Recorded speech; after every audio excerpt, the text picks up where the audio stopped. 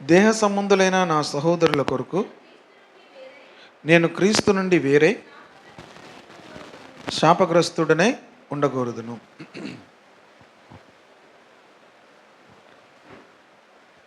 ఇక్కడ అపోస్తులైన పౌలు ఇప్పటి వరకు కూడా అన్యజనులు ఎలాగ రక్షణ పొందుతారు, అన్యజనులు ఎలాగ రక్షణ మార్గంలోనికి వస్తారు అనే విషయాలన్నిటినీ కూడా ఇప్పటి వరకు కూడా రాశాడు.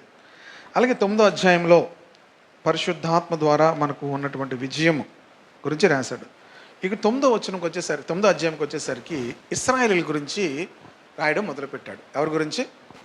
ఇశ్రాయేలీయుల. నాకు బహు దుఃఖమును నా హృదయంలో మానని వేదనయు కలవు. ఎందుకు పౌలు జీవితంలో బహు దుఃఖము మానని వేదన ఉంది? దుఃఖము మనకి చాలాసార్లు దుఃఖం ఉంటుంది కదా, చాలా విషయాల గురించి మనకేముంటుంది, దుఃఖం ఉంటుంది, ఇంకా వేదన కూడా ఉంటుంది. అది ఆ వేదన కూడా దేని గురించి అంటున్నాడు? మానని వేదనయు కలవు. మనకి బైబిల్ స్టడీ చేస్తున్నప్పుడు చాలా జాగ్రత్తగా మనం వింటే చాలా విషయాలు మనం నేర్చుకోవచ్చు. ఎందుకంటే నేను నిజమే చెప్తున్నాను, అబద్ధము ఆడట్లేదు. పరిశుద్ధాత్మ కూడా నాకు సాక్ష్యము, నాతో కూడా సాక్ష్యం ఇస్తుంది అంటున్నాడు కదా. సాధ్యమైన ఎడల దేహ సంబంధులైన నా సహోదరుల కొరకు నేను క్రీస్తు నుండి వేరే శాపగ్రస్తుడనే ఉండకూడదును. ఇక్కడ ఏం చెప్తున్నాడంటే పౌలు తన యొక్క సహోదరులు, ఇశ్రాయేలీయులు ఎవరు? తన యొక్క సహోదరులు. ఎందుకు సహోదరులు అయ్యారు? పౌలు కూడా ఇశ్రాయేలీయుడే. ఇప్పుడు మనము కూడా ఎలాగ ఇశ్రాయేలీయులం అవుతామో చెప్తాను, ఓకేనా? పౌలు కూడా ఏంటి? ఇశ్రాయేలీయుడే. మనం ఇశ్రాయేలీయులమా కదా? కాదు కదా. ఎలాగ ఇశ్రాయేలీయులం అవుతామో చెప్తాను, ఓకేనా? పౌలు అంటున్నాడు, నా సహోదరుల ఎడల నేనేం ఎలాగున్నానో వారి కోసం నేను శాపగ్రస్తుడిని అయిపోయినా పర్వాలేదు. ఎందుకంటే వాళ్ళందరూ రక్షణ పొందాలి. వాళ్ళందరూ ఏమవ్వాలి? రక్షణ పొందాలి. ఇశ్రాయేలీయులు ఎవరో చెప్తున్నాడు. వీరు 4వ వచనం, వీరు ఇశ్రాయేలీయులు. మనకు ప్రపంచంలో ఈ జనాంగం ఉంది. బైబిల్ సత్యము అనడానికి ఒక గొప్ప సాదృశ్యం ఎవరంటే ఇశ్రాయేలీయులు. వాళ్ళు భూమి మీద చాలా బలమైన జనం. ఎంత జనం ఉంటారు వాళ్ళు? ఒక 1 crore ఉంటారేమో, ఇంకా అంతకుమించి పెద్ద ఎక్కువే ఉండరు వాళ్ళు. కానీ ప్రపంచం అంతటిలో కూడా వాళ్ళు బలమైనటువంటి జనాంగము, టెక్నికల్గా. అలాగే వాళ్ళు మిలిటరీ పరంగా, లేకపోతే ఆ సైన్యంలో ఉండేటువంటి ఆ నాలెడ్జ్ విషయంలో కానీ, యుద్ధము చేయడంలో వాళ్ళకున్న నైపుణ్యత కానీ అంతా కూడా చాలా వ్యత్యాసం. వీళ్ళకి ఒక అలవాటు, ఇప్పుడు బొసాద్ అని అంటారు కదా. ఇప్పుడు వాళ్ళు వెళ్ళి, ఇది ఎక్కడి నుంచి వచ్చింది అనుకున్నారు వాళ్ళు? సంఖ్యాకాండంలో వాళ్ళు వెళ్ళి ఆ దేశంలో ఉన్న వాళ్ళని చూడండి, రాహాబ్ అను వేశ్య, ఇవన్నీ మీకు గుర్తున్నాయా? సంఖ్యాకాండంలో కూడా వాళ్ళు వెళ్తారు. యెహోషువ గ్రంథంలో కూడా వెళ్ళి ఆ దేశాన్ని వేగి చూస్తారు. ఆ దేశం యొక్క బలం ఏంటి, ఆ దేశంలో ఉన్నటువంటి వాళ్ళు ఎవరు, ఇవన్నీ చూడడానికి అప్పటి నుంచే వాళ్ళకి అలవాటు, ఓకేనా? స్పైస్గా వెళ్ళి ఆ దేశంలో ఉన్నటువంటి సంపద ఏంటి, సైన్యం ఏంటి, ఎలాంటి బలహీనతలు ఉన్నాయి, వాళ్ళకి ఇప్పటికీ కూడా అదే అలవాటు, ఓకేనా? కనుక ఈ ఇశ్రాయేలీయులు, వీరు ఇశ్రాయేలీయులు దత్తపుత్రత్వమును, మహిమయు, నిబంధనలను, ధర్మశాస్త్ర ప్రధానమును, అర్చనాచారాదులను, వాగ్దానములను వీరివి. వీరెవరు? ఇశ్రాయేలీయులు. ఎవరు వీళ్ళు? ఇశ్రాయేలీయులు. ఇశ్రాయేలీయులకు ఉన్నటువంటి ఆధిక్యత ఏంటో చెప్తున్నాడు. వీళ్ళెవరు? వీళ్ళు దత్తపుత్రత్వము. దత్తపుత్రత్వం అంటే దేవుడు వాళ్ళని ఏం చేసుకున్నాడంటే కుమారులుగా స్వీకరించాడు. దత్తపుత్రత్వం అంటే ఏంటంటే ఎవరినైనా, ఇప్పుడు పిల్లలు లేరనుకోండి, వాళ్ళని దత్తత తీసుకుంటే వాళ్ళు మనకేమవుతారు? ఏదో దత్తత తీసుకోవడం అంటే వేరు. కొంతమందిని చూడండి, మనం వీళ్ళని కొంతమంది పెంచుకోవడం అంటే, లేకపోతే మన అక్క పిల్లలనో తమ్ముడు పిల్లలనో ఉంచుకుంటాం. వాళ్ళ తర్వాత ఏం చేస్తారు? ఒక వారం రోజులు, నెల రోజులు నాకు ఏం చేస్తారు? ఏమవుతారు? మా మమ్మీ దగ్గరికి వెళ్ళిపోతానండి. వాళ్ళు ఏమంటారు? మా మమ్మీ దగ్గరికి వెళ్ళిపోతామంటారు. మనకేమవుద్ది అప్పుడు? నేను అలా 1 సంవత్సరం 2 సంవత్సరాలు అలాగే మాతో మా చెల్లి బాబు ఉన్నాడు, తర్వాత మా మామయ్యల బాబు ఉన్నాడు. వీళ్ళు వెళ్ళిపోయేటప్పుడు ఏమైంది? ఆ తర్వాత నాని ఉండేవాడు ఫస్ట్లో. ఆడేట్ చేశాడు అనుకున్నారు, నెమ్మదిగా వచ్చి అన్నేడు వచ్చి మరి రాలే అన్న అక్కడ స్కూల్లో కూడా జాయిన్ చేసాం. అన్నేడు వచ్చి మరి రాలే. జ్ఞానాపురంలో ఉన్నప్పుడు వాడు ఉండేవాడు, అన్నేడు వచ్చి మరి రాలే. అలాగా పిల్లల్ని మనం పెంచుకుంటాం కానీ వాళ్ళ మీద మనకు పూర్తి హక్కు ఉండదు. ఎందుకు? వాళ్ళు వేరొకరు పిల్లలు. దత్తత తీసుకున్నాం అనుకోండి, దే ఆర్ అవర్ చిల్డ్రన్. అంటే లీగలీ అంటే తెలుగులో ఏమంటారు?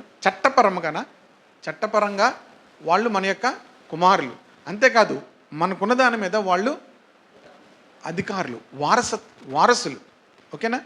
దేవుడు ఇశ్రాయేలును ఏం చేశాడంటే, దేవుడు వారిని దత్తత తీసుకున్నాడు. వారిని వారసులుగా దేవుడు వారిని ఏం చేశాడు? భూమి మీద తీసుకున్నాడు వాళ్ళని. ఓకేనా? కనుక ఇప్పుడు అదే విషయాన్ని తర్వాత మీకు ఇంకా మంచి విషయాలు చెప్తాను. ఇశ్రాయేలును దేవుడు దత్తత తీసుకున్నాడంటే భూమి మీద దేవుని జనాంగముగా. మీరు యూదా దేశంలోకి నేను వెళ్ళలేదు, కానీ ఇశ్రాయేల్ దేశంకి వెళ్తే వాళ్ళు ఏం చెప్తారు తెలుసా? దేవుడు ఉన్నాడు అనడానికి మేము రుజువు. దేవుడు ఉన్నాడు అనడానికి మేము రుజువు. Belongs to God. మేమే దేవునికి చెందిన వారము. వాళ్ళకంతా కాన్ఫిడెన్స్గా వాళ్ళు చెప్తారట. అంటే ప్రియ దేవుని బిడ్డలారా, దేవుడు వారికి అంత ఆధిక్యతను వాళ్ళకి దేవుడు ఇచ్చాడు, దత్తపుత్రత్వమును. తర్వాత ఏంటి వాళ్ళకు ఉంది? మహిమ అనేది ఎవరి మహిమ అంటే దేవుని యొక్క మహిమ. గ్లోరీ అనేది చూడండి, ఒకసారి క్రికెట్ చూస్తున్నప్పుడు కామెంటరీ వింటే ఒక మంచి షాట్ కొట్టాడు అనుకోండి, అప్పుడు ఏమంటారు తెలుసా కామెంటేటర్స్? గ్లోరియస్ షాట్ అంటారు. మీరు ఇప్పుడు రేపు పొద్దు నుంచి విని అది విందామని క్రికెట్ వేసుకొని చూడకండి, ఓకేనా?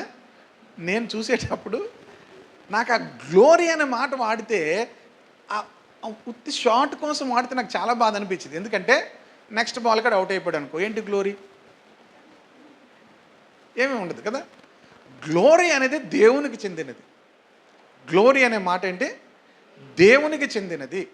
అంటే ఆయనకి ఇవ్వబడిన మహిమను దేవుడు ఎవరికి కూడా ఇవ్వలేను అన్నాడు. ఎందుకంటే ఆయన ఎక్కడ ఉంటాడంటే సమీపింపరాని తేజస్సులో నివసిస్తున్నటువంటి అమరత్వము కలిగిన వాడు. దేవుడు ఎక్కడున్నాడు అంటే దేవుణ్ణి ఎవరూ కూడా సమీపించలేనంత తేజస్సులో ఉంటున్నాడు. ఒక పాట ఉంటుంది, కోటి సూర్య కాంతుల కన్నా తేజస్సు గలవాడు అని ఒక పాట ఉంటుంది కదా. ఒక సూర్యుని మనం చూడగలమా?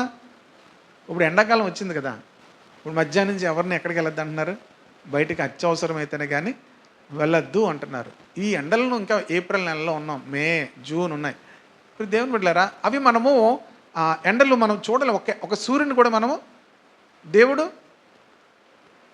కోటి సూర్య కాంతుల కన్నా ప్రభావము, కాంతి కలిగిన వాడు, సమీపింపరాని. ఏ మనుష్యుడు కూడా దేవుణ్ణి సమీపింపలేనంత తేజస్సు గలవాడు. మీకు విషయం చెప్పనా? దేవుణ్ణి చూసిన వాళ్ళందరూ ఏమయ్యేవాళ్ళు? దేవుడు ఎప్పుడైనా వాళ్ళకి ప్రత్యక్ష అయితే చచ్చినట్టు పడిపోయేవారు. ఈవెన్ ప్రకటన గ్రంథంలో యోహాను కూడా దేవుణ్ణి చూసిన తర్వాత పడిపోయాడు, చచ్చిన వాళ్ళ పడిపోయాడు. దానియేలు చూశాడు, తర్వాత ఏమయ్యాడు? చచ్చిన వాళ్ళకు పడిపోయాడు. తర్వాత దూత కొట్టి ఏం చేసింది? లేపింది. కనుక దేవుని ఎవరు కూడా చూడలేరు, అంత మహిమ కలిగిన వాడు దేవుడు. కనుక దేవుడు ఏం చేశాడంటే ఇశ్రాయేలులకు ఆ మహిమను ఇచ్చాడు. ఇశ్రాయేలుకి ఏమిచ్చాడు? ఆ మహిమను ఇచ్చాడు. ఇంకేమిచ్చాడు? నిబంధనలు ఇచ్చాడు. నిబంధన అంటే దేవునికి మనుషులకి మధ్యలో ఒడంబడిక. మీరు ఈ పని చేస్తే నేను మీకు ఈ విధంగా నేను చేస్తాను. మీరు నా సన్నిధిలో నడిస్తే, అబ్రహాంతో దేవుడు చెప్పాడు కదా, మీరు నా సన్నిధిలో నడిస్తే నేనేం చేస్తాను? అధికముగా నేను దీవిస్తాను. భూమి మీద ఉన్న జనములందరినీ కూడా నీ ద్వారా దీవిస్తాను. కనుక నువ్వు నా సన్నిధిలో నడవాలి. ఎలా నడవాలి అంటే నిందారహితుడుగా నడవాలి. ఇంకా అబ్రహాముకి అప్పటికి పిల్లలు పుట్టలేదు.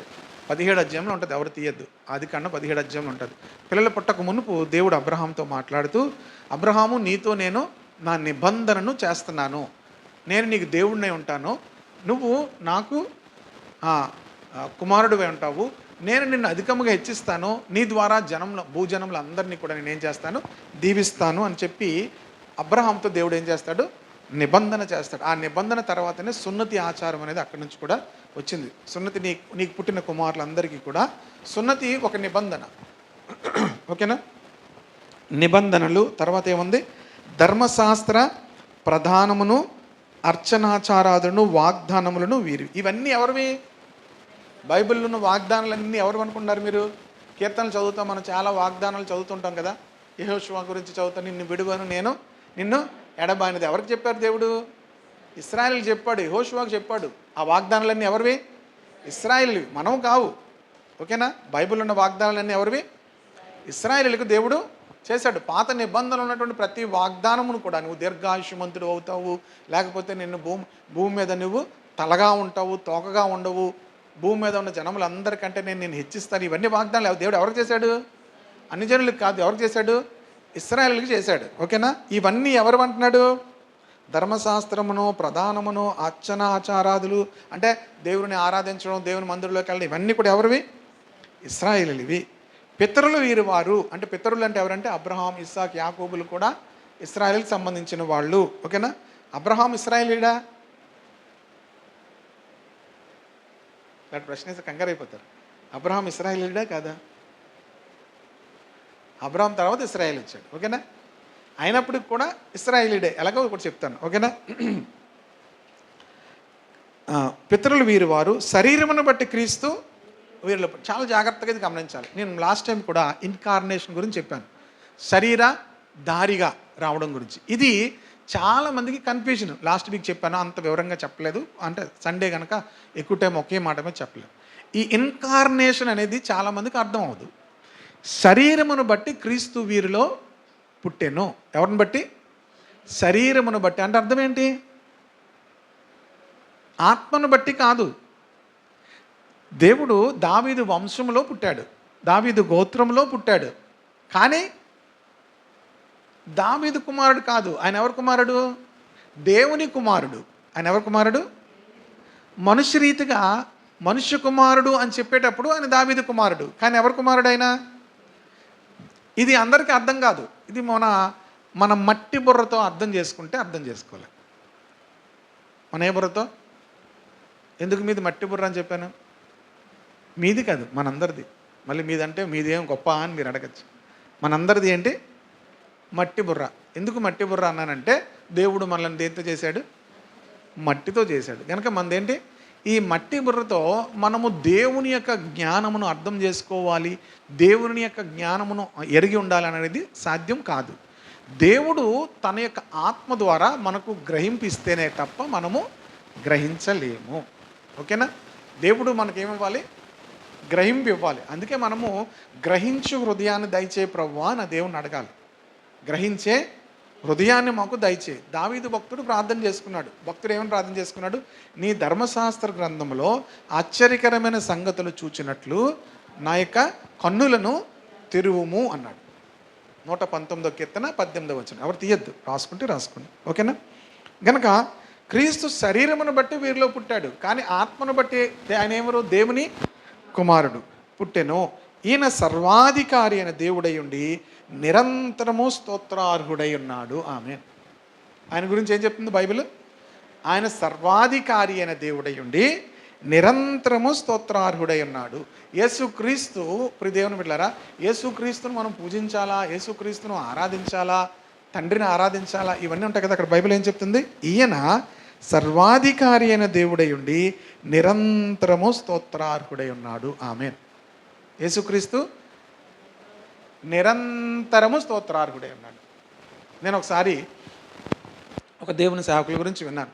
మనం ఎప్పుడు స్తోత్రం చెప్తాం? దేవునికి స్తోత్రాలు చెప్తాం, అప్పుడప్పుడు చెప్తాం కదా, అప్పుడప్పుడు థ్యాంక్ యూ చెప్తాం. కానీ దేవుడు ఎప్పుడు నిరంతరము స్తోత్రార్హుడు. మీరు చేసి చూడండి, మీకు ఎంత ఆనందంగా ఉంటుందో. అలాగే నిరంతరం అంటే ఆడవాళ్ళు వంట చేస్తుంటారు కదా, మగవాళ్ళు కూడా చేస్తారు. చేస్తారా? రాదా? నేను చేస్తుంటాను అప్పుడప్పుడు, రోజు కాదు. ఓకేనా? మీరు ఇంటికి వెళ్ళాక నువ్వు ఎందుకు చేయవు అని చెప్పి మీ భర్తలు అడగద్దు. ఒక చర్చిలో గొడవ అయిపోయింది పాస్టర్ గారికి, పాస్టర్ అమ్మ గారికి. నేను ఇలాగే చెప్తే ఆ పాస్టర్ గారికి వచ్చు, ఆయన చూడండి అంత అలాగున్నా కూడా వంట చేస్తాడు, ఒక పని చేయవు అని చెప్పి వాళ్ళిద్దరికి గొడవ అయిపోయిందట. వాళ్ళిద్దరికి గొడవ అయిన దగ్గర నుంచి నేను రానవ్వలేదు ఆయన. ఏంటి బాబు మీరు వస్తుంటే ఏమవుతుంది మా ఇద్దరికి?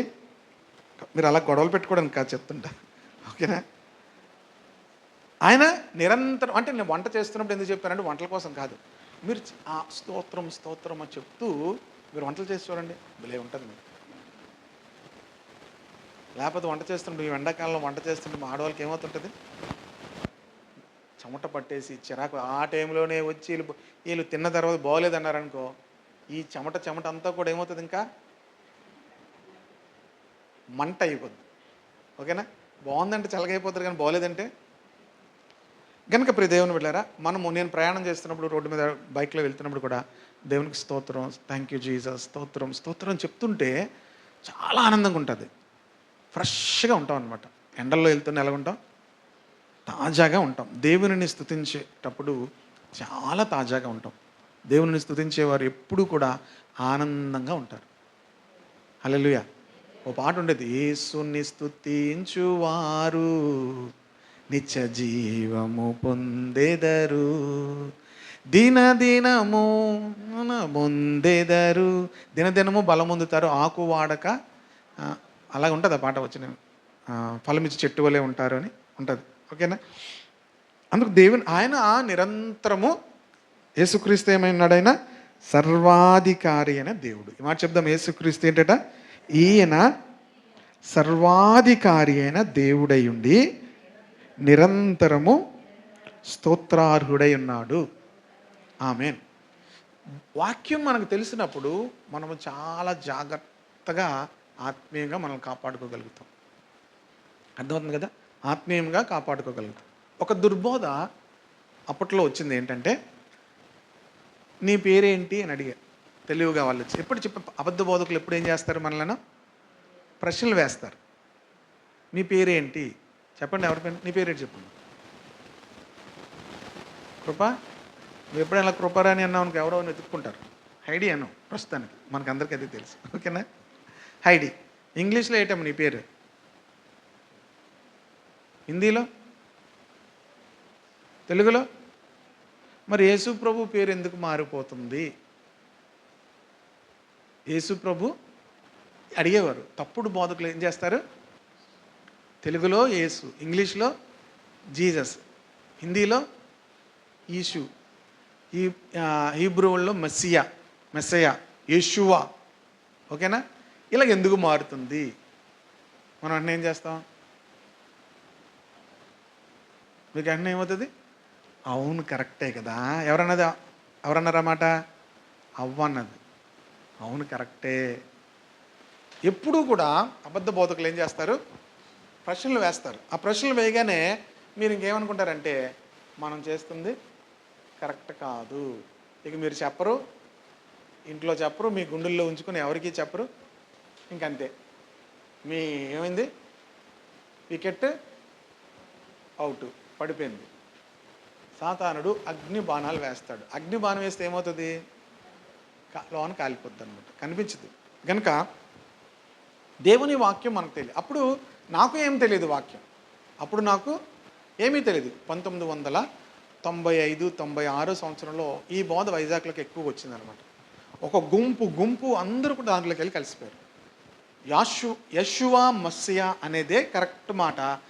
ఆ మాటను చెప్పి ప్రార్థన చేస్తేనే మనం రక్షణ, ఆ బాటలో వెళ్తేనే మనం పరలోకం వెళ్తామని చెప్పి బోధ వచ్చింది. గుంపులుగా అందరూ దాంట్లోకి వెళ్ళిపోయారు. నా దగ్గరికి కూడా వచ్చి అడిగారు ఇదే ప్రశ్నకి నా దగ్గర ఏం లేదు. ఇప్పుడు వాక్యం తెలుసు కనుక జవాబు ఉంది. అప్పుడు నేను రక్షణ పొంది 94 సంవత్సరాలు రక్షణ పొందాను. 95-96లో నాకు కూడా వాక్యం ఇప్పుడు తెలిసినట్టుగా తెలియదు. నేను అన్నాను, ప్రశ్నకి అర్థం నాకు తెలియదు, జవాబు నాకు తెలియదు, కానీ నేను పాపంలో ఉండేవాడిని, నేను రక్షించబడ్డాను, పాపంలోంచి విడిపించబడ్డాను. నన్ను ఎవరైతే పాపంలోంచి విడిపించారో ఆ నామం యేసుక్రీస్తు నామం. నువ్వు చెప్పింది నాకు తెలియదు, నన్ను రక్షించింది ఎవరు, యేసుక్రీస్తు. అంతేకాదు, నేను చదువుతున్న బైబిల్లో ఏం పేరు ఉంది, నా జీవితాన్ని మార్చింది యేసుక్రీస్తు నామం, నన్ను రక్షించింది యేసుక్రీస్తు నామం. నేను చదువుతున్న బైబిల్లో ఏముంది, కనుక నేను దీన్నే నమ్ముతాను, నేను ఇంక దేన్ని నమ్మను అన్నాను. నాకు ప్రశాంతంగా ఉంది, వాళ్ళు వెళ్ళిపోయారు. తర్వాత బైబిల్ చదువుతున్నప్పుడు ఇది నా వరకు ఓకే, కానీ అది యూనివర్సల్ ఆన్సర్ కాదు. అది బైబిల్లో జ్యూయిష్ నేమ్స్ యేసుక్రీస్తుదే కాదు అందరిది మారింది. కంగారు పడవలసిన అవసరం లేదు. ఓకేనా? ఇప్పుడు ఒక యేసుక్రీస్తుదే మారింది అనుకోండి, మనం ఖచ్చితంగా ఏం చేయొచ్చు? యెహోషువ అని ఏమన్నారు? జాషువా. యేసేపుని ఏమన్నారు? జోసఫ్. అబ్రహాంని ఏమన్నారు? హిందీలో ఏముంటుంది తెలుసా? ఇబ్రహీం అని ఉంటుంది. ఇబ్రహీం అని ఉంటుంది. యాకోబుని యాకూబ్ అని ఉంటుంది. ఇంకొక దగ్గర జేమ్స్ అని ఉంది. సో కంగారు పడవలసిన అవసరం లేదు. మిగిలిన పేర్లు కూడా ఏమున్నాయి బైబిల్లో? హీబ్రూ వర్డ్స్కి చాలా మీనింగ్స్ ఉంటాయి. అర్థమైంది కదా? మనలాగా మన పేరుకి ఏదో ఇది ఉంటుంది, కానీ హీబ్రూ వర్డ్స్కి ఏముంటుంది? చాలా పేర్లు ఉంటాయి, చాలా అర్థాలు ఉంటాయి. కనుక ఆ అర్థాలు వేరే లాంగ్వేజ్లోకి వెళ్తున్నప్పుడు ఆ అర్థాలకు మీనింగ్ తప్పిపోకుండా ఆయా సమయాల్లో ఆ పేర్లను ఆ లాంగ్వేజ్లో అలాగా పిలిచారు. కనుక దానివల్ల మనకి ఏ ప్రాబ్లం లేదు. ఓకేనా? నేను తప్పుడు బోధకుల గురించి నేను చెప్తున్నాను కదా. కనుక ఈ తప్పుడు బోధలు ఇలాంటివి చాలా ఉంటాయి. యేసుక్రీస్తును ఆరాధించమని ఎక్కడ చెప్పింది బైబిల్? ఇక్కడ ఉందా లేదా? ఓకేనా? ఉందా లేదా? ఆయన ఏమై ఉన్నాడు? నిరంతరము స్తోత్రార్హుడై ఉన్నాడు. ఓకేనా? అయితే దేవుని 6వ వచనంకి వస్తున్నాను. మీకేం డౌట్స్ ఉంటే కూడా అడగచ్చే. అయితే దేవుని మాట తప్పిపోయినట్టు కాదు, ఇశ్రాయేలీయుల సంబంధులందరూ ఇశ్రాయేలీయులు కారు. జాగ్రత్తగా ఉండు. ఇశ్రాయేలీయుల సంబంధులందరూ ఇశ్రాయేలీయులు కారు. అన్నం గారు, ఇక్కడ 2 చైర్లు ఉన్నాయా? మీరు అక్కడ ఫ్యాన్ ఉండదు, గాలి ఉండదు.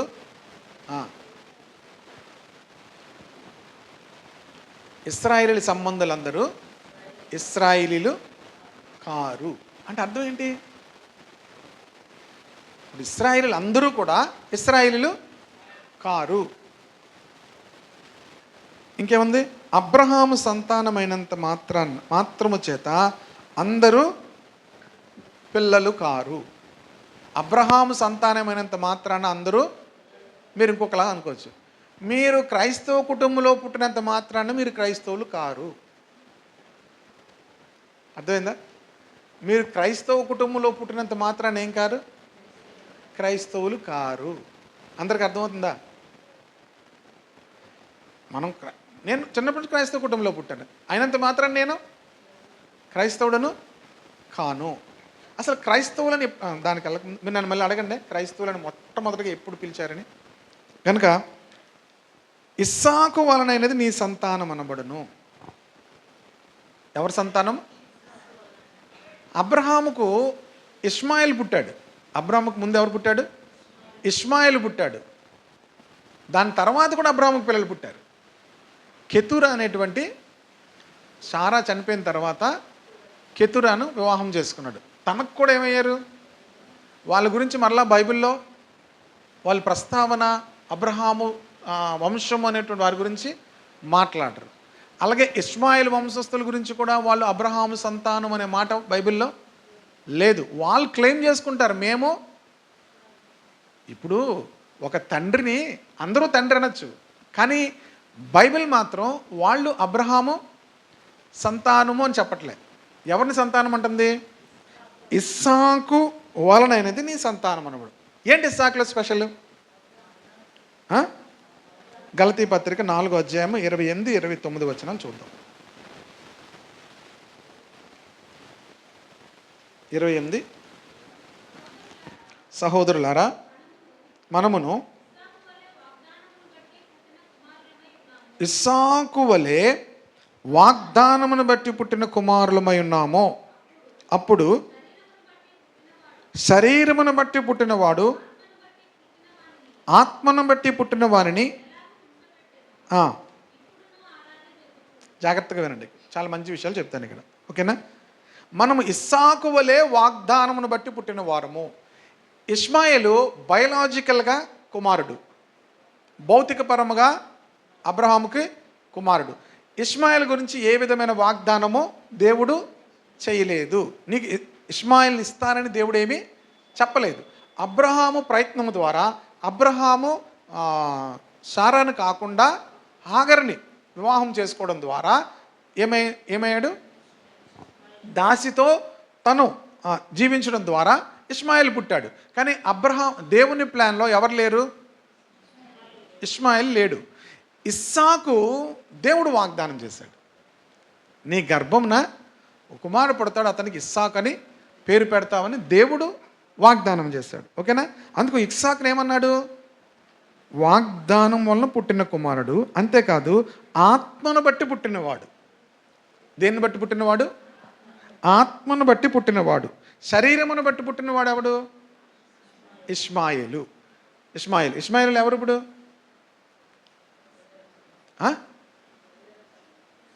ఇప్పుడు ప్రస్తుతం భూమి మీద ఉన్న ఇష్మాయిలు ఎవరు? ముస్లిం సహోదరులు అందరూ కూడా వాళ్ళు ఎవరు? ఇష్మాయిలీలు. ఇష్మాయిల్ తర్వాత వచ్చినటువంటి ఆ జనాంగం.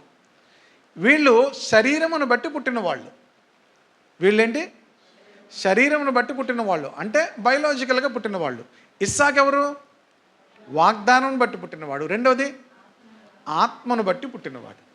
100 సంవత్సరాల వ్యక్తికి 90 సంవత్సరాల స్త్రీకి పిల్లలు పుట్టరు. కానీ దేవుడు ఏం చేశాడు? తన ఆత్మ ద్వారాను తన వాగ్దానం ద్వారాను ఏం చేశాడు? దేవుడు అబ్రహాముకి కుమారుని ఇచ్చాడు. అందుకు మొదటిది ఏం చెప్పాను? వాగ్దానం బట్టి, రెండవది ఆత్మను బట్టి. ఇప్పుడు మనము క్రైస్తవులం అవ్వాలంటే ఒకటి వాగ్దానం, రెండేంటి? ఆత్మ. అందుకే యేసుప్రభు వారు ఏమన్నారంటే, మీరు నీటి మూలముగాను ఆత్మ మూలముగాను జన్మించకపోతే దేవుని రాజ్యం చూడరు. If you are not born by spirit and water, okay, లేకపోతే చెప్పాలంటే born again. If you are not born again, నువ్వు క్రొత్తగా జన్మించకపోతే దేవుని రాజ్యములో ప్రవేశించలేవు. ఇప్పుడు మనం బయోలాజికల్గా మనం పుట్టాం, కానీ ఆత్మను బట్టి పుట్టలేదు. ఆత్మను బట్టి పుట్టారు అందరూ, అంటే రక్షించబడలేని వారి గురించి చెప్తున్నా. ఆత్మను బట్టి పుట్టిన వారు మాత్రమే దేవుని యొక్క బిడ్డలు. కనుక ఆత్మను బట్టి, రెండోది ఏంటి? వాగ్దానం. వాగ్దానం అంటే ఏంటి? వాక్యమును బట్టి. వాక్యమును వారు అంగీకరించి దేవుని యొక్క ఆత్మతో నింపబడినప్పుడు మనం ఏమవుతాము? ఇశ్రాయేలీయులము. అర్థమవుతుందా? ఏమవుతాము? ఇశ్రాయేలీయులము. ఇశ్రాయేలీలు అందరూ కూడా ఇశ్రాయేలీలు కారు. ఎవరు ఇశ్రాయేలీలు? ఇస్సాకు వలనైనది మాత్రమే ఇశ్రాయేలు నిజమైనటువంటి సంతానము. అనగా నేను మరలా రోమపత్రిక వచ్చాను. శరీర సంబంధులైన పిల్లలు దేవుని పిల్లలు కారు. శరీర సంబంధమైన పిల్లలు, ఇప్పుడు మనందరికీ శరీర సంబంధమైన పిల్లలు ఉన్నారు, అవునా? వారు దేవుని పిల్లలా? చెప్పండి, దేవుని పిల్లలా కాదా?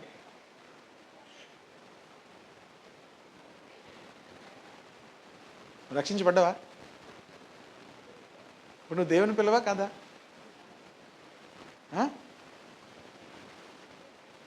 నువ్వు చెప్పుకోవచ్చు ఇష్మాయిల్ లాగా, అబ్రాహాము మాకు తండ్రి అని అనొచ్చు, కానీ బైబిల్ ఒప్పుకోదు. ఎవరు బైబిల్ ఒప్పుకుంటుంది? శరీర సంబంధమైన పిల్లలు, జాగ్రత్తగా చూడండి, దేవుని పిల్లలు కారు. వారు మన పిల్లలు, కానీ దేవుని పిల్లలు కారు. అందుకు ఏడుస్తున్నాడు ఎవరు? పౌలు ఎందుకు దుఃఖపడుతున్నాడు అనుకున్నారు?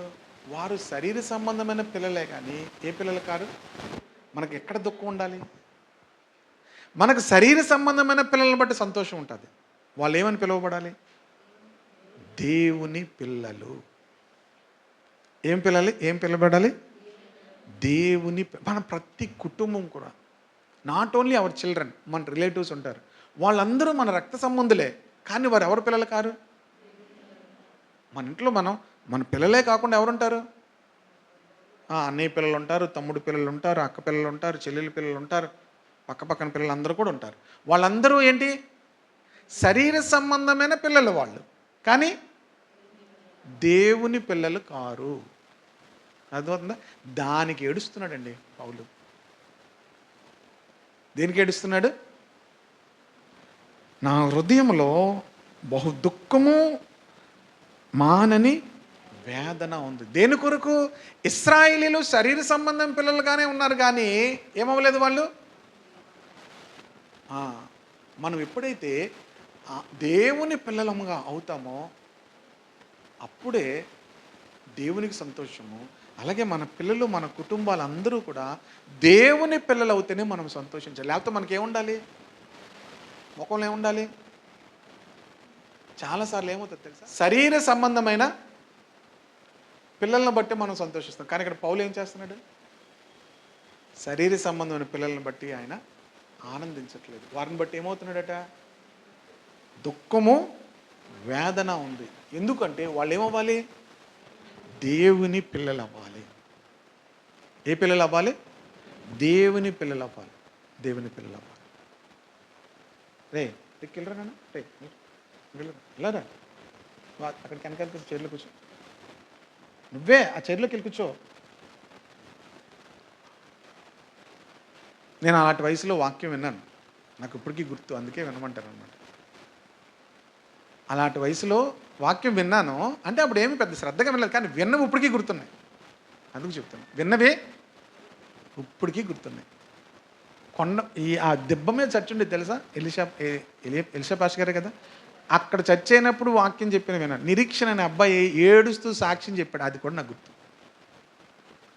నేను చాలా చిన్న ఉన్నప్పుడు. ఆ అబ్బాయి చిన్నడే, నా మీద పెద్దోడు. కానీ అలాగా ఒక క్రిస్మస్కి ఆకాశంలో ఒక తార అని ఒక అబ్బాయి పాడాడు పాట. ఏ పాట పాడాడు తెలుసా? ఒక సినిమా పాటని క్రిస్టియన్ పాటగా పాడాడు. ఇవన్నీ గుర్తు. ఎలా గుర్తు? అప్పుడు చిన్నోళ్ళమే. ఎలా గుర్తు?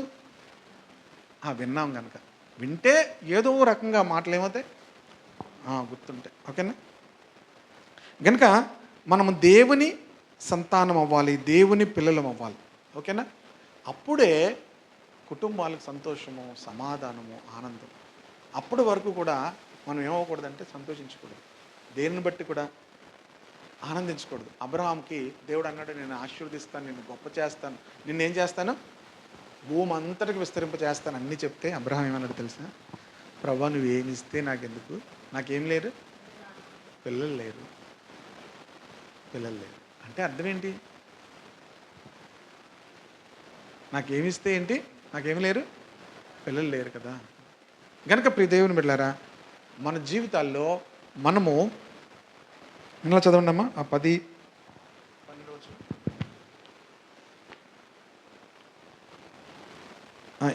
వాగ్దాన వాక్యము ఇదే.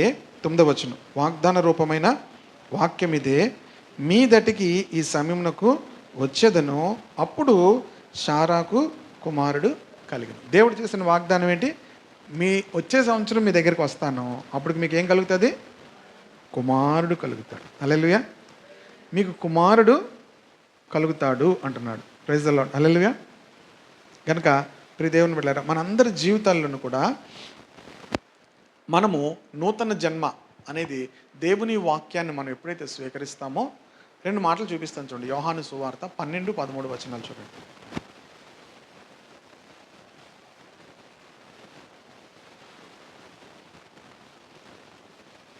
యోహాను సువార్త 12-13 మొదటి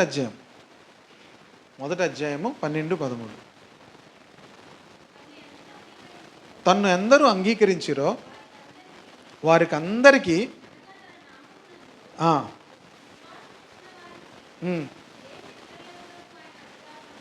దేవుని పిల్లలగుటకు ఆయన అధికారం అనుగ్రహించెను. ఏ పిల్లలగుటకు? ఇప్పుడు దేవుని పిల్లలు అవ్వాలంటే ఏం చేయాలి? ఎలాగా? ఆయన నామమందు విశ్వాసం ఉంచాలి. యేసుక్రీస్తు నా కొరకు భూమి మీదకి వచ్చాడు, నా కొరకు వచ్చి నన్ను రక్షించుటకు ఆయన సిలువలో మరణించాడు, 3వ దినాన్ని తిరిగి లేచాడు. నమ్మిక అనేది సింపుల్గా ఒక్కటి దాంతో అవ్వదు. నమ్మి బాప్తీసం పొందినప్పుడు ఆ నమ్మిక సంపూర్ణమవుతుంది. అప్పుడు 13వ వచనం చదవండి. వారు దేవుని వలన పుట్టినవారు, వారు దేవుని వలన పుట్టినవారు. ఇంకా చదవమ్మా.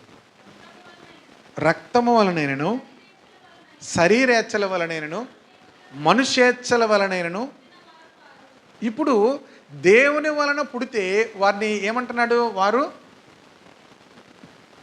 వారు శరీరం వలన పుట్టిన వారు కారు.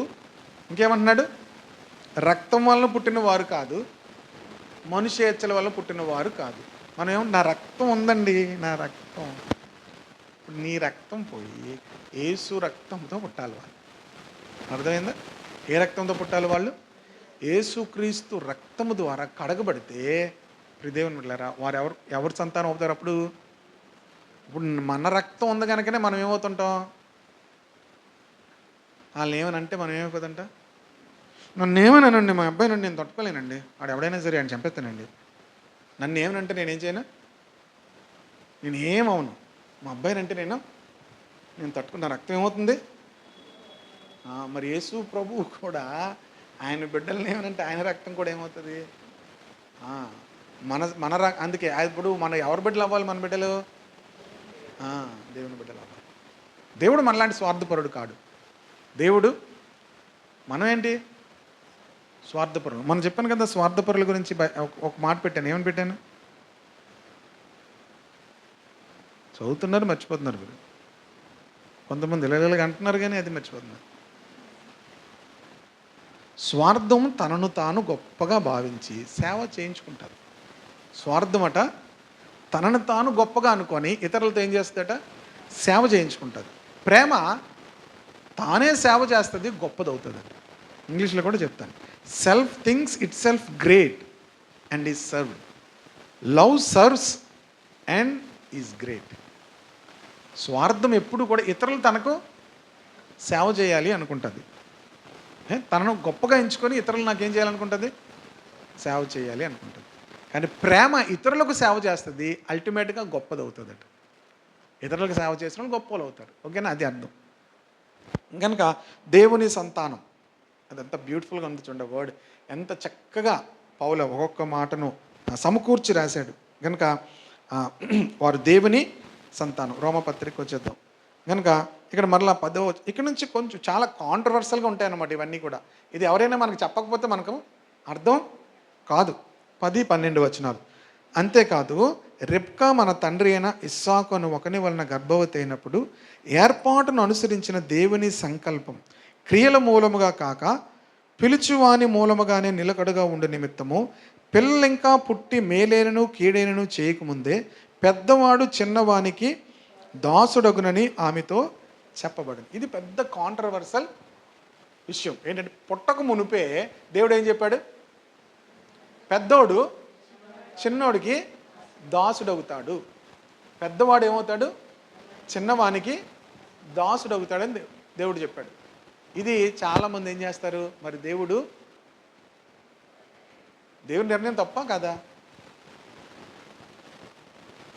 చెప్పండి, ఎందుకు కాదు? మరి పెద్దోడు చిన్నోడు దాసుడు అవడం అనేది తప్పే కదా?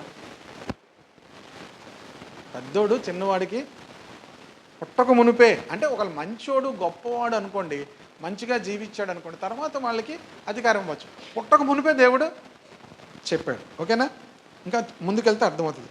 పిల్లలు ఇంకా పుట్టి మేలైనను కీడైనను చేయకముందే పెద్దవాడు చిన్నవానికి దాసుడగనని ఆమెతో చెప్పబడెను. ఇందును గురించి నేను యాకోబును ప్రేమించి తిని ఏశావును ద్వేషించి తినని పుట్టక మునిపే చెప్పాడు కదా. పుట్టిన తర్వాత ద్వేషించారంటే వేరు. యాకోబు తర్వాత పుట్టాడు, పుట్టిన తర్వాత వ్యభిచారిగా జీవించాడు. ఇంకేం చేశాడు? తిండిపోతూ. యాకోబు ఏంటి? తిండిపోతూ. ఇంకేంటి? దేశదెమ్మరి గలా ఆ ఊరి మీద తిరుగుతాడు. తల్లిదండ్రులకు ఇష్టం లేని వివాహాలు చేసుకున్నాడు. అంటే తల్లిదండ్రులకు ఇష్టమైన వివాహాలను చేసుకోలేదు అని తల్లిదండ్రులు సంప్రదించకుండా చేసుకున్నాడు. ఓకేనా? యాకోబు మాత్రం ఎవరింటికి వెళ్ళి ఎక్కడ చేసుకోవాలో అక్కడ చెప్తే చేసుకున్నాడు. ఓకేనా? సో ఇవన్నీ పుట్టిన తర్వాత యాకోబు చేసిన చూస్తే ఒకవేళ పర్వాలేదులే మంచోడు అనుకోవచ్చు. ఏశావు భ్రష్టుడు అని ఉంది బైబిల్లో. తర్వాత వ్యభిచారి అని ఉంది. తర్వాత తిండిపోతూనుంది. ఓకేనా? కోట కోటి కొరకు జ్యేష్ఠత్వాన్ని అమ్మేసుకున్నటువంటి ఆ భ్రష్టుడు అని ఉంది. ఓకేనా? అయితే దేవుడు పుట్టక మునుపు ఏం చేశాడు? నేను ఏశావును ద్వేషించి తిని యాకోబును ప్రేమించి తిని. మనం చాలా జాగ్రత్తగా ఉండాలి. మనం చాలాసార్లు దేవుని విషయాలు ఆలోచించేటప్పుడు మన జ్ఞానముతో ఆలోచిస్తాం. మన జ్ఞానముతో మన ఆలోచనలతో దేవుణ్ణి ఏం చేస్తాం? దేవుడు అలా చేయొచ్చా, దేవుడు అలా మాట్లాడచ్చా అంటాం కదా. ఎవరితో మాట్లాడుతున్నాం మనం? దేవుడు ఎవరు? ఆయన అనంత జ్ఞాని, సృష్టికర్త, క్రియేటర్ ఆఫ్ హోల్ యూనివర్స్. సమస్తమును తన మాట చేత కంట్రోల్ చేస్తున్నటువంటి all mighty God. Just with his word, తన మాట చేత హోల్ యూనివర్స్ అంతటిని కూడా కంట్రోల్ చేస్తాం. మనం అనుకుంటాం ఈ భూమి అనుకుంటాం, భూమి కన్నా పెద్ద పెద్ద గ్రహాలు ఉన్నాయి, పెద్ద పెద్ద గెలాక్సీ అంతా ఉంది. ఇవన్నీ కూడా సిస్టమేటిక్గా దేవుడు ఏం చేస్తున్నాడు? కంట్రోల్ చేస్తున్నాడు. సూర్యుడు ఏమవుతున్నాడు? సూర్యుడా భూమి తిరుగుతుంది. భూమి సూర్యుని చుట్టూ ఏమవుతుంది? తన చుట్టూ తాను తిరుగుచు సూర్యుని చుట్టూ తిరుగుతూ ఉంది. అలాగే కక్షలో ఉన్నటువంటి అన్ని గ్రహాలు కూడా ఏమవుతున్నాయి? ఒకసారి మీరు చెప్తుంటే చూస్తుంటే ఇదేదో దగ్గరికి వస్తుంది, చాలా ప్రమాదం భూమికి అంటారు కదా. దగ్గరికి వస్తుంది, ఏదైనా జరగచ్చు అంటారు. దాన్ని ఎవరు కంట్రోల్ చేస్తున్నారు? అవన్నీ ఎక్కడున్నాయి? గాలిలో ఉన్నాయి. ఎక్కడున్నాయి? గాలిలో ఉన్నాయి. ఆ గాల్లో అవన్నీ కూడా దేవుడు ఏం చేస్తున్నాడు? అలా కంట్రోల్ చేస్తున్నాడు. ఆ దేవుని మనం ఏమంటాం? దేవుణ్ణి ప్రశ్నిస్తుంటాం. దేవుణ్ణి ప్రశ్నించడానికి మన జ్ఞానము కానీ మన యొక్క స్థితి కానీ ఏది కూడా చాలదు. అసలు ఒక వ్యక్తి ఏమన్నాడంటే, ఆ ఆకాశమును, ఆ మహాకాశములను, నక్షత్రములను, వాటన్నిటిని కూడా చూసి ఏమన్నాడంటే, చూసాడు అలాగా. మీరు ఎప్పుడైనా చూసారు ఆకాశాలు? ఎప్పుడైనా మనం చూడడం 24 గంటలు భూమిని చూసుకుంటాం. భూమి చూస్తే మనకేమర్థం అవుద్ది?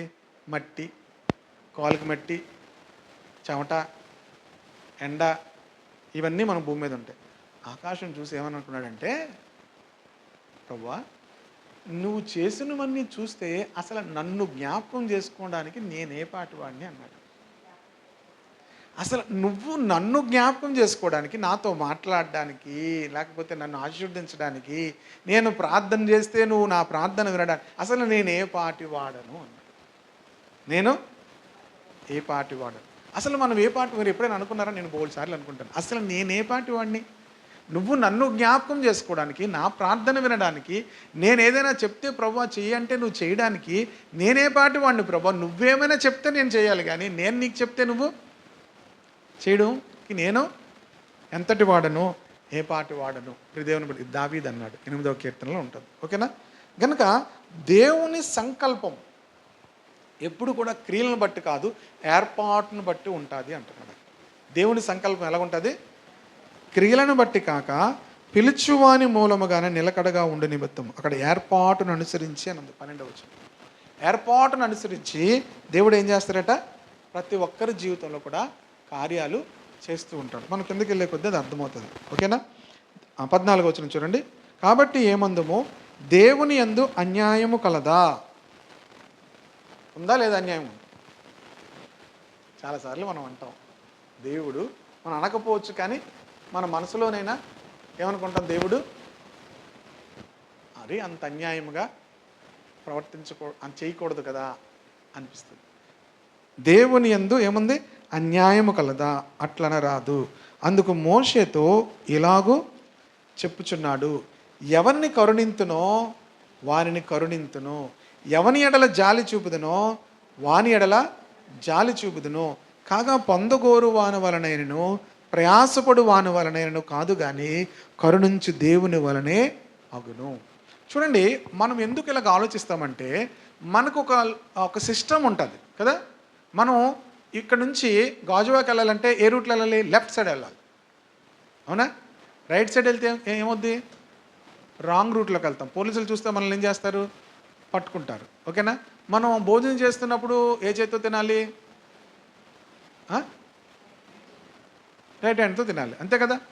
అలాగే మనము ప్రతిదానికి మనకొక సిస్టమ్ ఉంటుంది కదా. రాస్తున్నప్పుడు ఎలా రాయాలి? ఇటువైపు నుంచి పేజీలో అటువైపుకు రాయాలి. మీరు అటు నుంచి మొదలెట్టారనుకోండి ఇలాగా, ఎవరంటారు మనల్ని? దొరకోలే కాదు, ఈ చైనీస్ లాంగ్వేజ్ కూడా చాలా లాంగ్వేజ్లు ఇటు నుంచి ఉంటాయట. ఓకే, గనుక ఇవన్నీ ఈ భూలోకం మీద సిస్టమ్స్. ఈ సిస్టమ్స్ని బట్టి మనం దేవుణ్ణి ఆలోచిస్తాం. దేవుడు రాసేటప్పుడు కూడా ఇలాగే రాయాలి. దేవుడు వచ్చేటప్పుడు కూడా ఎలా రావాలి? దేవుడు వస్తున్నాడు అనుకోండి, ఏ రూట్లో వస్తాడని చూస్తాం మనం? లెఫ్ట్ సైడ్ నుంచి వస్తాడని చూస్తాం. ఇది మనకు సిస్టమ్స్. దేవుడు ఎక్కడి నుంచి వస్తాడు? లెఫ్ట్ సైడ్ రాడు, రైట్ సైడ్ రాడు, పైనుంచి వస్తాడు. దేవుడు ఎక్కడి నుంచి వస్తాడు? పైనుంచి వస్తాడు. కనుక దేవుడు చేసేటువంటి విధానం మనకు అర్థం కాదు. అందుకే బైబిల్ ఏం చెప్తుందంటే, భూమి కంటే ఆకాశం ఎంత ఎత్తైనదో ఉన్నతమైనదో మీ ఆలోచనల కంటే నా ఆలోచనలు, నీ మార్గముల కంటే నా మార్గములు అంత ఎత్తైనవి. ఎక్కడుంది ఇది? యెషయా గ్రంథము 55వ అధ్యాయం అనుకుంటాను, చూడండి. కాకపోతే 50 కానీ. యెషయా గ్రంథము ఇది చూడాలి, అందుకని మీకు చూపిస్తున్నాను, లేకపోతే స్పీడ్కి వెళ్ళిపోతుంది. కానీ అలాంటి వాక్యాలు మీరు ఏం చేయాలంటే చూడాలి. 8వ వచనం చూడండి. నా తలంపులు మీ తలంపుల వంటివి కావు, మీ త్రోవలు నా త్రోవల వంటివి కావు, ఇదే యెహోవా వాక్కు. చదువు ఇంకా. ఆకాశములు భూమికి పైన ఎంత ఎత్తుగా ఉన్నవో మీ మార్గముల కంటే నా మార్గములు, మీ తలంపుల కంటే నా తలంపులు అంత ఎత్తుగా ఉన్నది. భూమి కంటే ఆకాశం ఎంత ఎత్తుగా ఉంది? భూమి కంటే ఆకాశం ఎంత ఎత్తుగా ఉంది ఎవరికైనా తెలుసా? భూమికి సూర్యునికి ఎంత దూరమో మనుషులు ఇప్పటి వరకు కూడా కరెక్ట్గా ఎందుకు కనిపెట్టలేదు. సూర్యుని దగ్గరికి వెళ్ళడం అనేది మనుషులకు చెప్తారు, కొంత ఇలాగినా అని చెప్తారు. కానీ మరి ఇప్పుడు ఆకాశం నక్షత్రాలను దాటి ఉంది కదా ఆకాశం. ఆకాశం ఎక్కడుందో ఎవరికి తెలీదు. మనుషుని యొక్క ఆలోచనల కంటే దేవుని ఆలోచనలు భూమి కంటే ఆకాశం ఎంత ఎత్తుగా ఉందో అంత ఎత్తుగా ఉన్నాయి. కనుక దేవుని గురించి మనం దేవుని పద్ధతులు ఎలాగ ఉంటాయంటే, ఎవరిని కరుణిస్తానో వారిని కరుణిస్తాను, ఎవరిని ఎడల జాలి చూపుతానో వాని ఎడల ఎందుకు జాలి చూపావు. మనం ఇంట్లో అడుగుతాం, దానికి ఎందుకు ఇచ్చావు అని అడుగుతారు. ఇద్దరు వాళ్ళకి సమస్య ఉంటుంది. ఒక్కరున్న వాళ్ళకి మాకు ఆ సమస్య ఉండదు. కానీ ఇద్దరు వాళ్ళకి ఏమవుతుంది? మా రాణియే కదమ్మా, ఇస్తే రాణి పోరాడుతుంది, పోరాట వీర్రాలు. కృపా రాణి, నువ్వు కూడా రాణియే కదా. ఇద్దరు రాణీలు. ఒక రాజ్యంలో ఒక రాణియే ఉండాలి, ఒక రాజ్యంలో ఒక రాజే ఉండాలి. లేకపోతే ఏమవుతాయి? ఇద్దరు రాజులు ఏ రాజ్యంలో కూడా ఉండలేరు. కనుక ఏమవుతాయి? అప్పుడు ఇద్దరు ఏమవ్వాలంటే, నేను రాణిని కాదు, నేను రాజుని కాదు అనుకుంటే అప్పుడు ఏ గొడవలు ఉండవు. ఓకేనా? మనము ఇలాగ అడుగుతుంటాం ప్రశ్నలు తల్లిదండ్రుల్ని. ఎందుకు ఇచ్చావు? ఏం చేసిందని ఇచ్చావు? ఇప్పుడుకి వచ్చి లెక్కలేదు, ఇంకా పడుకొని ఉంది, అయినా దానికే ఇస్తావు, దీనికే ఇస్తావు అంటావు. ఇక్కడ దేవుడు ఎందుకు ఇస్తావు? దేవుణ్ణి ప్రశ్నించడానికి మనకు హక్కు లేదు. అది దేవుడు ఏమన్నాడు?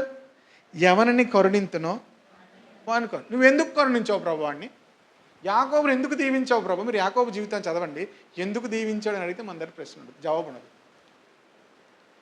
యాకోబుని ఎందుకు దేవుడు దీవించాడంటే మన దగ్గర ఏముండదు, జవాబు ఉండదు. కొంతమందిని దేవుడు ఎందుకు ప్రేమిస్తున్నాడు అనడానికి మన దగ్గర ఏముండదు.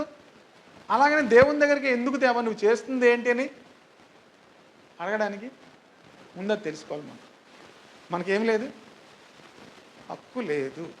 మనకేం లేదు, హక్కు లేదు. అందుకే ఇక్కడ మంచి మాటలు చెప్తాడు. అవన్నీ చెప్పి నేను ముగిస్తాను. కనుక జాగ్రత్తగా ఒక 10 నిమిషాలు ముందు చేస్తాను. పర్లేదా? వింటారా? ఓకే, సమయం ఉందలేండి. కనుక ఏమన్నాడంటే దేవుడు, పొందగోరు వాని వల్లనేను ప్రయాసపడు వాని వల్లనేను కాదు కానీ కరుణించి దేవుని వలనే. కనుక మనం ఏం అడగాలంటే, ప్రభా ఇది నేను చేశాను. మనం ఏమడుగుతాం? నేను ఇవన్నీ చేస్తాం. మనం ఇప్పుడు ఏమడుగుతాం అంటే, నెల రోజులు పని చేస్తాం, వెంటనే మనం ఏమడుగుతాం? జీతం అడుగుతాం. దేవుని దగ్గర మనం పని చేసి జీతం అడగడం కాదు. మనం ఏం అడగాలి అమ్మా? పని అడగాలి. ఇంకేం అడగాలి? దేవుని కృప అడగాలి. అందుకే దేవుడు ఏమన్నాడంటే, గుర్రముల బలము యందును నరుల కాలి సత్తు యందును ఆయన ఆనందించడు. మనం దేని యందు ఆనందిస్తాం? ఎన్ని గుర్రాలు ఉన్నాయి. గుర్రం అంటే ఏంటి? మనకి ఎంత ఆశీర్వాదం, బలం. మనకి ఎంత బలం ఉందో, ఎంత అధికమైనటువంటి స్థితి ఉందో దాన్ని బట్టి మనం ఏం చేస్తాం? అంతేనా? గుర్రముల ఇది ఎక్కడ ఏ కీర్తనలో ఉంటుంది? 147వ కీర్తన, బహుశా 10 నుంచి చూడండి. చాలా జాగ్రత్తగా మీరు అర్థం చేసుకోవాలి. త్వరితంగా తీస్తే భయం చేస్తాం. సార్ 10వ వచనమేమ్మా. గుర్రముల బలము యందు ఆయన. మనం దీన్ని బట్టి ఆనందిస్తాం. గుర్రములు ఎన్ని గుర్రాలు ఉంటే అంత ఐశ్వర్యం, అంత బలం, అంత సైన్య బలం కనుక దానిని బట్టి మనుషులు ఆనందిస్తారు. నేను దేవుడు దేంట్లో ఆనందించడు? గుర్రముల బలం యందు ఆయన ఆనందించడు. మనకు బండికి హార్స్ పవర్ ఉంటుంది. ఇది ఎంత హార్స్ పవర్? 650 అంటే అంత పవర్ అనమాట దానికి. ఓకేనా? అంత పవర్ బండికి. ఎంత హార్స్ పవర్ ఉందో అంత స్పీడ్గా వెళ్తుంది అనమాట. ఓకేనా? చెప్పండి ఇంకా. నరుల కాలి సత్తువు యందు ఆయన ఆనందించడు. నీకెంత బలం ఉంది, నీకెంత యుక్తి ఉంది, శక్తి ఉంది, దానిని బట్టి ఆయన ఆనందించడు. దేన్ని బట్టి ఆనందిస్తారట ఆయన? తన యందు భయభక్తులు గల వారి యందు, తన కృపకొరు కనిపెట్టుకున్న వారి యందు యెహోవా ఆనందించేవాడు. మీరు దేని యందు ఆనందిస్తారు? నాకెంత ఉంది, నాకు ఎన్ని ఉన్నాయి, లెక్క పెట్టుకుంటాం కదా. 1 2 3 ఎన్ని గాజులు? ఏ గాజులు? మామూలు గాజులు కాదు. 1 2 3 ఒకటే. ఎవరికి? పక్క వాళ్ళకి ఎన్ని ఉన్నాయి? ఒకటే. నాకెన్ని ఉన్నాయి? ఎంత? నాకు 3 ఉన్నాయి. వాళ్ళకి ఎంత ఉన్నాయి? అసలు నిన్ను చూసి దేవుడు ఆనందించడు. మనం ఏం చేస్తాం? మనకి ఎన్ని ఉన్నాయో దాని ఎందు ఆనందిస్తాం. దేవుడు తన యందు భయభక్తులు గల వారి యందును, తన కృప కొరకు కనిపెట్టుకుని వారి యందును ఆనందిస్తాడు. సో దేవుని ఆలోచన ఎలాగో చూసారు కదా. ఆయన యందు భయభక్తులు కలిగి ఉంటే దేవుడు ఏం చేస్తాడట? ఆనందిస్తాడు. తన కృప కొరకు వేడుకుంటే, అందుకే ఎవరిని కరుణించదునో వారిని కరుణిస్తాను. ఎవరిని కరుణిస్తాడు ఆయన? ఆయన కృప కొరకు కనిపెట్టుకుని వారిని ఆయన కరుణిస్తాడు. సో కనుక మనకి బలము, జ్ఞానము, ఐశ్వర్యం ఎంత ఉన్నా కూడా దేవుడు ఆనందించడు. ఓకేనా? ఇలాంటి వచ్చిన ఇంకో చోట కూడా ఉంది. ఎవరికైనా గుర్తొచ్చిందా? తక్కువ మంది తీయాలి. ఇర్మియా గ్రంథం రిఫరెన్స్. ఇర్మియా అనగానే గుర్తొచ్చేయాలి. 17 వచ్చేయాలి. 9వ అధ్యాయం చూడండి.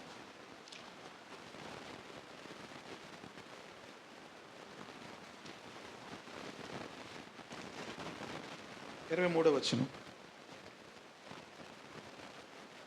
నేను చదువుతాను. యెహోవా ఇలాగ సెలవిచ్చున్నాడు, జ్ఞాని తన జ్ఞానమును బట్టి, శూరుడు తన శౌర్యమును బట్టి అతిశయింపకూడదు. ఐశ్వర్యవంతుడు తన ఐశ్వర్యమును బట్టి. చూడండి, చాలా దేవుడు చెప్తున్నాడు, యెహోవా ఇలాగ సెలవిచ్చున్నాడు, జ్ఞాని తన జ్ఞానమును బట్టి అతిశయించకూడదు. ఓకే. తర్వాత శూరుడు అంటే బలవంతుడు, శౌర్యమును బట్టి అతిశయింపకూడదు. ఐశ్వర్యవంతుడు తన ఐశ్వర్యం బట్టి అతిశయింపకూడదు. అతిశయించువాడు దేనిని బట్టి అతిశయింపవలనగా, అందరూ చదువుతాం ఇది, భూమి మీద కృపచూపుచు నీతి న్యాయములు జరిగించున్న యెహోవాను నేనే అని గ్రహించి నన్ను పరిశీలనగా తెలుసుకున్నట్టును బట్టి అతిశయింపవలను. అట్టి వాటిలో నేను ఆనందించువాడనని. మీరు వీటన్నిటిలో ఆనందిస్తారు, దేవుడు ఎందులో ఆనందిస్తాడు? మనం గుర్రములు, బలము, జ్ఞానము, ఐశ్వర్యములో మనం ఆనందిస్తాం. దేవుడు దేంట్లో ఆనందిస్తాడు? కృప చూపుచు నీతి న్యాయములు జరిగించు దేవుడు నేనే అని మీరు తెలుసుకోవడం ద్వారా, నన్ను పరిశీలనగా తెలుసుకుంటే నేను మిమ్మల్ని బట్టి నేను ఆనందిస్తాను అంటే. ఇప్పుడు దేవుడు మన యందు ఆనందించాలా, మనము దేవుని యందు ఆనందించాలా? ఏది గొప్పది?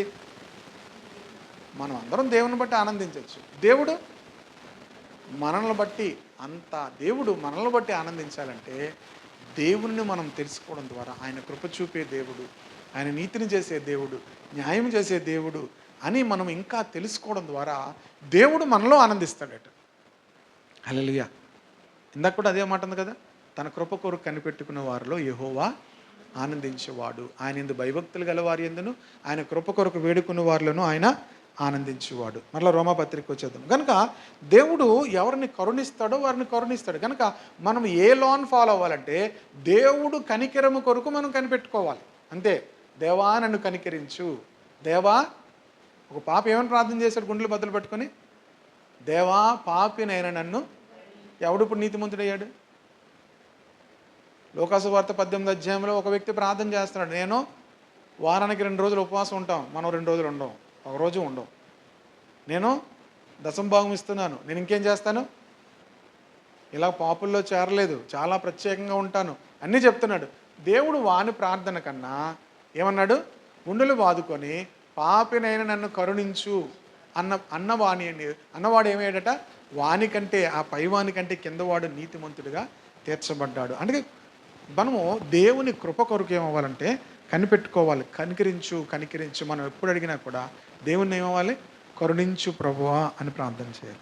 17వ వచనం ఇంకా కష్టమైన మాట ఇది. మరియు లేఖనము ఫరోతో ఇలాగ చెప్పాను, నేను నీ యందు నా బలము చూపుటకును నా నామమును భూలోకమంతటా ప్రచురపరచుటకును అందు నిమిత్తమే నేను నిన్ను నియమించితిని. కావున ఆయన ఎవరిని కనికరింపగోరునో వారిని కనికరించును, ఎవరిని కఠినపరచగోరునో వారిని కఠినపరచును. ఫరోను దేవుడు కఠినపరిచెను అని ఉంటుంది కదా.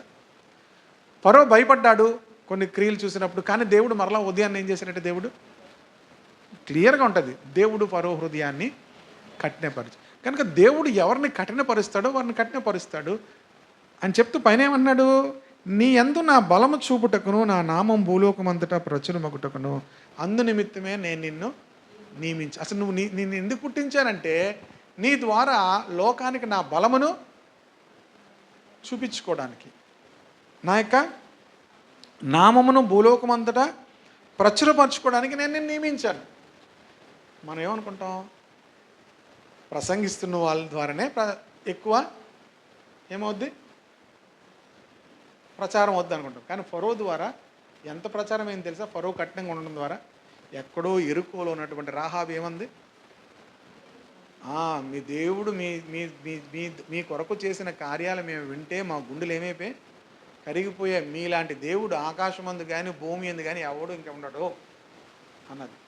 ఎలా తెలిసింది వాళ్ళకి, ఐగుప్తులో దేవుడు చేసినటువంటి కార్యాలను బట్టి. ఓకేనా, ఇవన్నీ చేయడానికి గల కారణం ఏంటి, ఫరో మొదటి రోజే వెళ్ళిపోమన్నాడు అనుకోండి వాళ్ళని, దేవుడు ఇన్ని కార్యాలు అక్కడ చేయగలుగుతాడా, చేయలేడు కదా. కానీ ఇప్పుడు దేవుని బిడ్డలారా, ఫరో హృదయం కఠినమైంది కనుక దేవుడు అనేకమైన అద్భుతాలు అక్కడ చేశాడు. ఓకేనా, ఈ మైండ్ సెటప్తో ఉండాలి. మనం ఏమనుకుంటాం, అలా మరి తప్పు కదా, అలా చేయకూడదు కదా అని మీరు అనుకుంటారు. మీరు అనుకున్నట్టు కాదు, అక్కడ ఆయన ఇష్టం. ఓకేనా, ఆయన ఏంటి, ఆయన లా వేరు, మన లా వేరు. మనకు ఒక లా ఉంటుంది, ఆ లాతో మనం ఫాలో అవ్వకూడదు, దేవుని లా తెలుసుకోవాలి. ఓకేనా, అది స్పిరిచువల్ లా. 18వ వచనం, కావున ఆయన ఎవరిని కనికరింపగోరునో వారిని కనికరించును, ఎవరిని కఠినపరచుకోరునో వారిని కఠినపరచును. అట్లయితే చాలా జాగ్రత్తగా ఉంది, ఇక్కడ అసలు విషయం చెప్పాడు పౌలు. అట్లయితే ఆయన చిత్తం ఎదిరించిన వాడెవడు, ఆయన ఇకను నేరం మోపనేలా అని నీవు నాతో చెప్పుదు. అలాగైతే దేవుడే అన్నీ చేస్తున్నప్పుడు మరి అలాంటప్పుడు దేవుడు ఇంకొకరి మీద నేరం మోపడం ఎందుకండి అంటారు. మనకి చాలా తెలివితేటలు కదా, అన్నీ చేసినవాడు దేవుడైతే అలాంటప్పుడు మరి దేవుడు ఇంకొకరి మీద నేరం మోపడం ఎందుకు అని అనొచ్చు. అందుకన్నాడు, అవును కానీ చూడండి చాలా బాగుంటుంది, ఓ మనుష్యుడా దేవునికి ఎదురు చెప్పుటకు నువ్వెవడవు. ఏమన్నాడు, కరెక్టే, బాగానే ఉంది నువ్వు అడుగుతున్నావు, అసలు దేవునికి ఎదురు మాట్లాడడానికి నువ్వు ఎవడవు. ఏమన్నాడు, దేవునికి ఎదురు చెప్పుటకు. ఇప్పుడు మనం అమ్మనో నాన్నో ఎదిరిస్తాం కదా, అందరూ ఎదిరిస్తాం, అలా చేయడం నువ్వు కరెక్ట్ కాదు, ఇది కరెక్ట్ కాదు, నువ్వు చేసిన తప్పు అంటాం, అనొచ్చు మీరు అనుకోండి. దేవుని దగ్గర ఏం చేయకూడదు, ఎదిరించడానికి నువ్వు ఎవడో అన్నాడా లేదా. దేవునికి ఎదురు చెప్పుటకు నువ్వు ఎవడో ఏమన్నాడు, కొంచెం అక్కడ ఏం చేశాడు, నువ్వు ఎవడో అంటే ఎప్పుడు వాడుతారు మాట, నువ్వాడు నాకు చెప్పడానికి అంటారు లేదా, అంటారా, అందరూ బుర్రలు ఊపిశారు అంటామని. నువ్వాడు నాకు చెప్పడానికి అంటే అందరూ బుర్రలు ఊపిశారు, ఎవరిని అంటారు, ఎవరిని అంటారు, అందరూ భలే ఊపిరండి. నువ్వు నాకు చెప్పడానికి అంటే అంటారు, ఎవరిని అంటారు, పిల్లల్ని అంటారా, ఓకే ఓకే, వాళ్ళు ఒక రహస్యం బయట పెట్టారు. అంటే సాధారణంగా పిల్లలు మనకి ఎక్కువ ఎక్స్ట్రా చెప్తున్నారు, వాడు నాకు చెప్పడానికి, నేను చెప్పింది నువ్వు అంటారా. ఇక్కడ దేవుడు ఏమంటున్నాడు, ఓ మనుష్యుడా దేవునికి ఎదురు చెప్పుటకు నువ్వెవడవు, నన్నెందుకు ఇలాగూ చేసేవని రూపింపబడింది రూపించిన వానితో చెప్పునా. జాగ్రత్తగా వినండి, ఏమంటున్నాడు, నన్ను ఎందుకు పొట్టిగా చేసావు ప్రభువా? ఏంటి? నన్ను ఎందుకు పొట్టిగా చేసావు? నాకు పొట్టిగా అంటే ఇష్టం ఉండదు, నాకు పొడుగ్గా ఉండాలి. దేవుడు ఎందుకండి అలా చేయాలి నన్ను పొట్టిగా? నాకు తెల్లగా ఉండడం ఇష్టం. దేవుడు నన్ను, మీరు ఒకసారి ఆలోచన, మీరు ఆఫ్రికాలో పుట్టిశారనుకోండి, ఏమవుతారు? మీ హెయిర్ స్టైల్ ఎలాగుంటుంది? మీ కలర్ ఎలాగుంటుంది చెప్పండి? మనము, మన చేతుల్లో లేదు మనం ఎక్కడ పుట్టాలి, ఎలా పుట్టాలి, తెల్లగా పుట్టాలా, నల్లగా పుట్టాలా, పొడుగ్గా పుట్టాలా, పొట్టుగా పుట్టాడా మన చేతుల్లో లేదు. దేవుడు మనల్ని పుట్టించాడు. మనల్ని పుట్టించినందుకు దేవునికి ఏం చేయాలి? దేవా నీకు పొందను, నన్ను పుట్టించావు. తెల్లగా ఉన్నా నల్లగా ఉన్నా ఏం తింటారు? ఆహారమే తింటారు. ఏ ఆహారమో? వాళ్ళు తినేది వాళ్ళు, మనం తినేది మనం తింటాం. మనకు వాళ్ళ ఆహారం, చైనా వాళ్ళ ఆహారం మీరు చూసారనుకోండి, మీరేమవుతారు? పచ్చి నోట్లో వేసేసుకుంటుంటారు. ఆ తేళ్ళు అవి ఏం చేస్తుంటారు? వాళ్ళు తేలుతో కరిపించుకుంటుంటారు. తేలుతో కరిపించుకుంటే ఏం రాదట? జబ్బులు రావట, క్యాన్సర్ రాదట. తేలితో కరిపించుకుంటారు. డిఫరెంట్ ఆ కరోనా టైంలో చూపించారు. వాళ్ళు కప్పలు తినడం, వాళ్ళు పాములు తినడం, సరే ఉడకకుండానే తినేయడం, ఇవన్నీ చూశారు కదా. మీకు ఏమవుతుంది? కంగారు వచ్చేస్తుంది. కానీ మనం చైనీస్ రెస్టారెంట్కే వెళ్తుంటాం ఎక్కువ. ఇప్పుడు అందరూ ఏ రెస్టారెంట్లు పెట్టారు తెలుసా? Chinese restaurant. ఇప్పుడు తగ్గిపోయి, కానీ చైనీస్ రెస్టారెంట్లే ఉంటాయి. ఏనన్నా ఎక్కువ అవి ఉంటున్నాయా? ఇప్పుడు తగ్గాయి. ఇప్పుడు హైదరాబాదు డామినేట్ చేసింది. హైదరాబాద్ బిర్యానీ అయిపోయింది. కానీ గతంలో ఎక్కువ చైనీస్ రెస్టారెంట్లు ఉండేవి. ఏ రెస్టారెంట్లు ఉండేవి? చైనీస్ రెస్టారెంట్లు ఉండేవి. ఓకేనా? సరే, మనము ఒక దేశం యొక్క అలవాట్లు మనకు అలవాటు ఉండకపోవచ్చు. ఒక దేశం యొక్క ఆహారపు అలవాట్లు కూడా అలవాటు ఉండకపోవచ్చు. కానీ ఏ దేశంలో పుట్టిన వాళ్ళకి అవి అలాగే మనము ఎలా పుట్టామో, ఎలా జీవిస్తున్నాం అనేది మన చేతుల్లో లేదు. మనము చేయవలసిన పని ఏంటంటే, దేవుణ్ణి ప్రశ్నించడానికి లేము.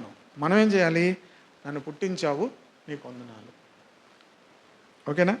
రూపించిన వానితో చెప్పిన ఒక ముద్దలో నుండి ఒక ఘటము ఘనతకును, 21వ వచనం, ఒకటి ఘనహీనతకును చేయుటకు మంటి మీద కుమ్మరి వానికి అధికారం లేదు. మనం ఎవరు? మంటివారు. దేవుడు ఎవరు? కుమ్మరి. దేవుడు ఏం చేస్తాడు? ఎవరిని ఇష్టం వచ్చినట్టు ఆయనకి ఎవరికి ఎలా చేసుకోవాలని చేసుకుంటాడు.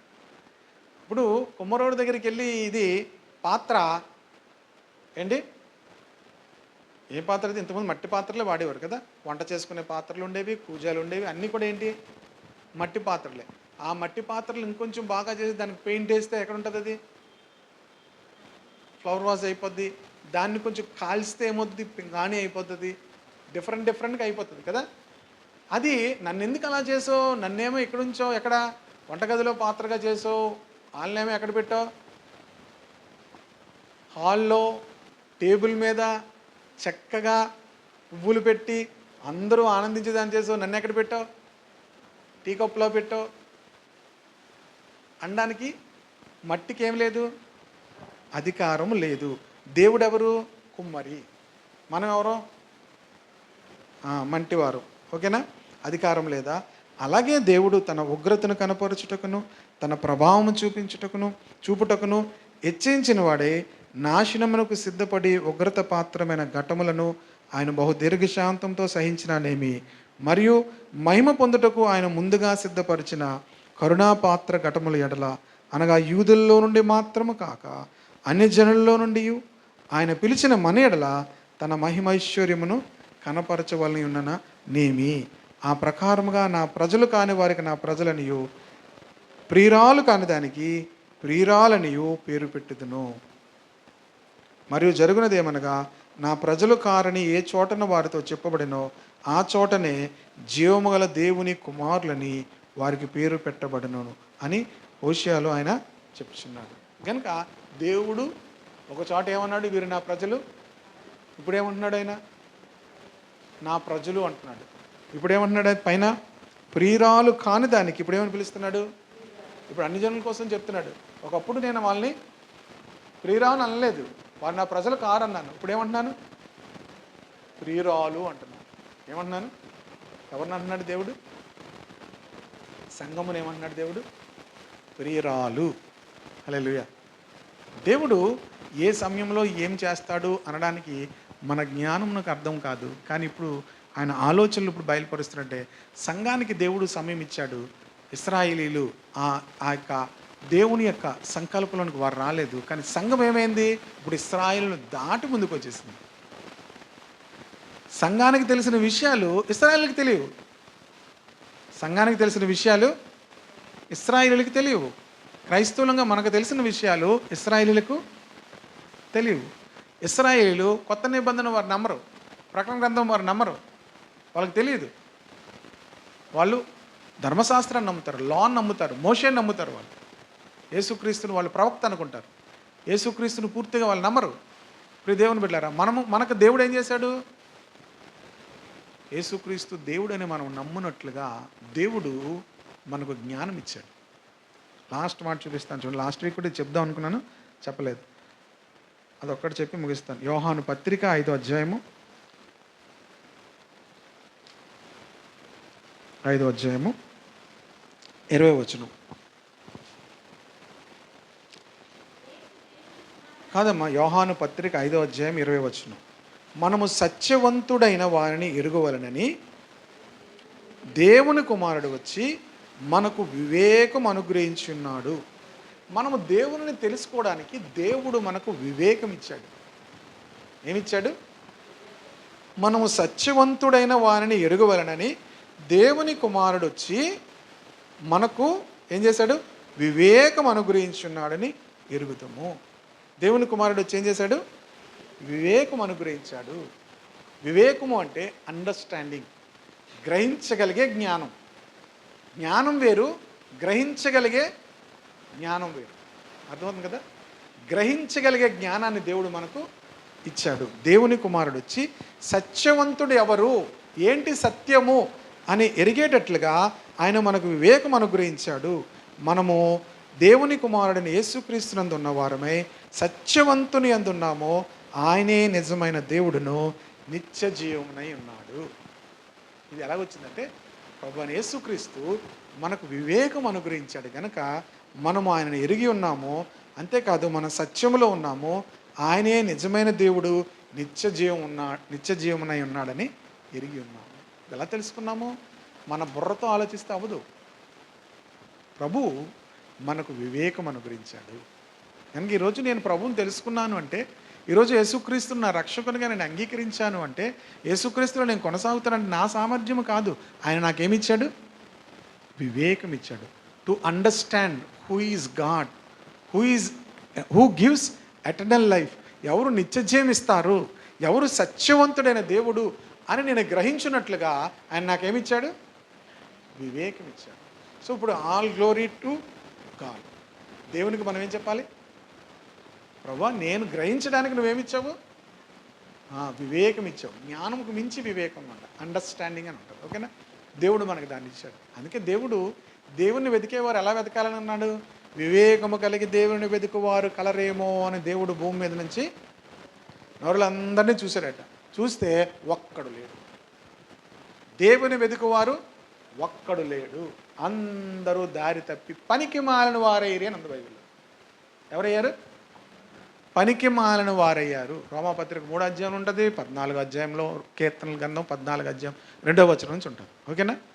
అందరూ కూడా దారి తప్పిపోయి పనికి మాలిన వారు అయిపోయారు.